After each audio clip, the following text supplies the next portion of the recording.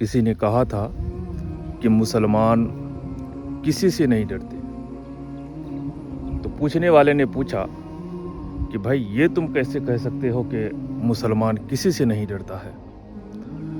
تمہارے پاس ثبوت کیا ہے کہ مسلمان کسی سے نہیں ڈرتا ہے؟ تو اس نے کہا تھا کہ میں نے اس بات سے اندازہ لگایا کہ مسلمان کسی سے نہیں ڈرتے ہیں، اس لیے کہ مسلمان اگر ڈرتے تو مسجدیں خالی نہیں ہوتی۔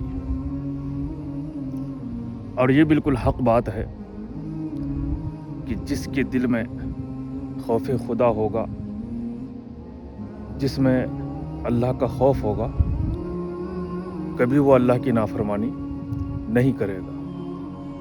یہ خالی مسجدیں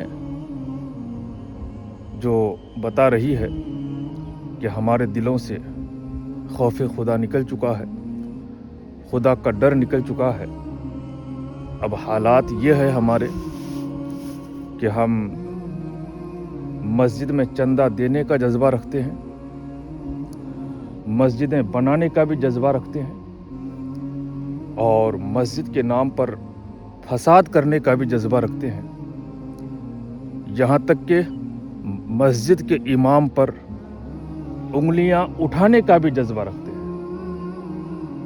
اگر کسی چیز کا جذبہ ہم نہیں رکھتے تو بس وہ یہ ہے کہ ہم نماز پڑھنے کا جذبہ نہیں رکھتے، جبکہ مسجد بنانے کا مقصد اور مسجدوں میں امام رکھنے کا مقصد ایک ہی ہے کہ ہم اللہ کی بارگاہ میں پیشانی کو جھکا سکیں، وقت پر اللہ کی بارگاہ میں ہم سر بسجود ہو سکیں اور ہم اپنی نمازیں پڑھ سکیں۔ مسجد بنانے کا مقصد یہی ہوتا ہے کہ مسجد میں لوگ جماعت سے نماز پڑھ سکیں۔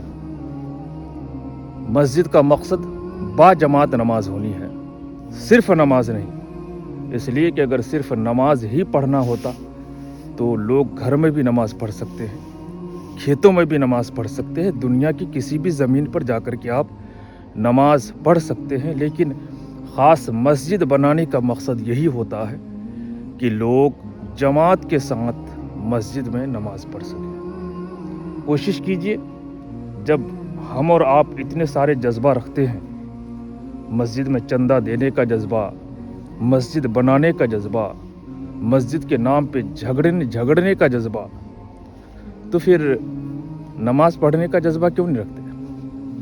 جبکہ ان سارے جذبوں سے بھی افضل ہے، پھر نماز پڑھنے کا جذبہ کیوں نہیں رکھتے؟ ہونا چاہیے نا، اس لیے کہ نماز فرض ہے، اور میدان محشر میں سب سے پہلے جس عبادت کا سوال ہوگا وہ نماز ہے۔ اللہ رب العزت کی بارگاہ میں دعا ہے، اللہ ہمیں اور آپ کو سچا پکا نمازی بنائے، اللہ ہماری نسلوں کو بھی نمازی بنائے، دین پر چلنا ہم سب کے لیے آسان فرمائے، آمین یا رب العالمین۔ السلام علیکم ورحمۃ اللہ وبرکاتہ۔